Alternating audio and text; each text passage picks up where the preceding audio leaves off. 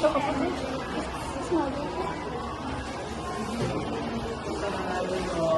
tapos madalang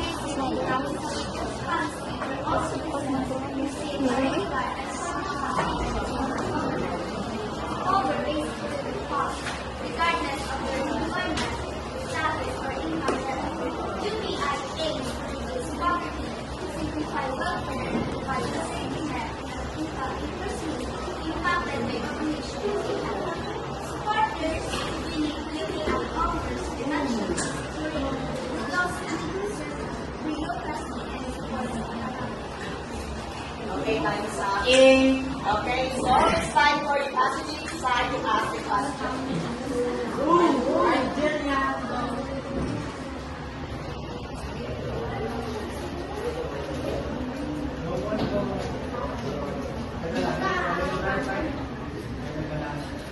Okay, negative side.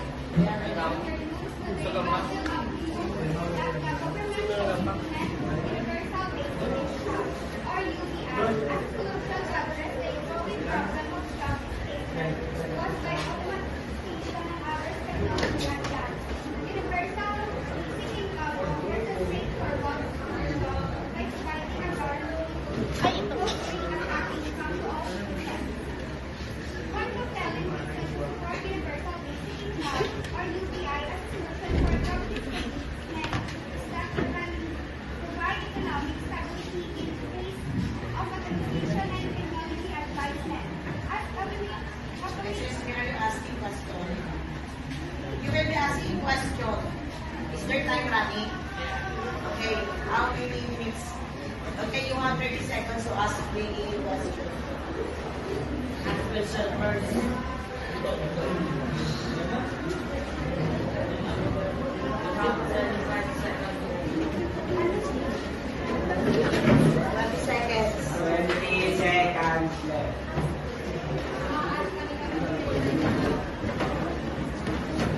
Remaining time.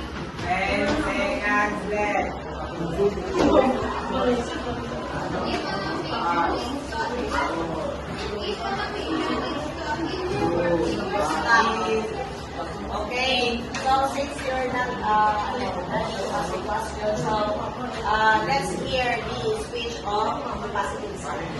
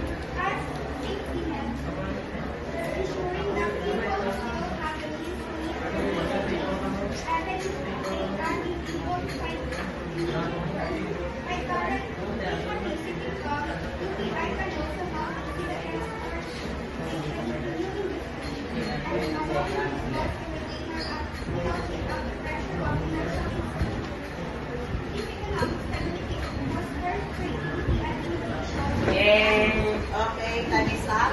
So please ask question. Okay. So, for your question, regarding UBI was really here from the 16th century. Oh, how come? So, how come you approve your statement wherein UBI is such something or is such a good alternative to AI-induced jobs? And in fact, AI-induced jobs are also not just centered around financial loss, but also regarding the loss of special connections and special skills required by some professionals. So, if professionals were not able to meet the required skills. How come UBI could be something that is the number one alternative for them? UBI is a program that reduces the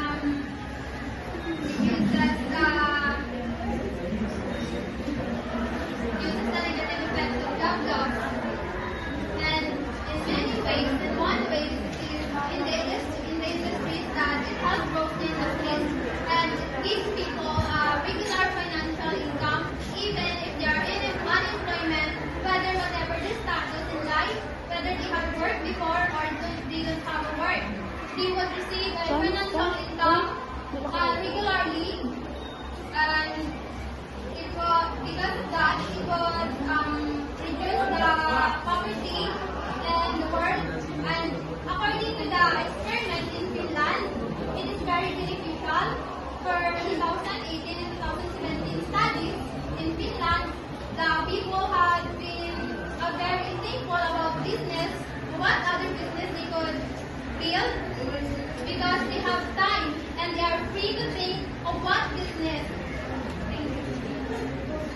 So to come back to your question, what is or why should we actually implement UBI? You did not answer my question. You don't have alternatives and you don't have basic practices or basic trainings besides that of evidences. So As I said, UBI can reduce poverty. It can help people, whether they are unemployment, whatever their status in life before or now, they would receive the financial income regularly, and it would reduce poverty. okay. No. But based on evidences shown by universal sources from the National Bureau of Economic Research, reduce labor participation. UBI could reduce the incentive to work, potentially decreasing productivity. And secondly, I have another source. Dependence on the government support. UBI might create dependency on government assistance rather than encouraging entrepreneurship and innovation. That is from the Capital Institute, which is something that we should basically rely on when it comes to financial stability and economic success. When it comes to financial, UBI can be funded through programs taxation, such as taxes on information and direct profits, wealth taxes, or carbon taxes. In addition, efficiency gained from EI can offset of the cost, making UBI sustainable long-term investment in social stability. And when we are talking about disincentiveness, studies like in Finland, UBI trials show that UBI does not significantly reduce the desire to work instead. It provides people with security to seek out more meaningful and creative work or engage in the entrepreneurial activities, as I said earlier.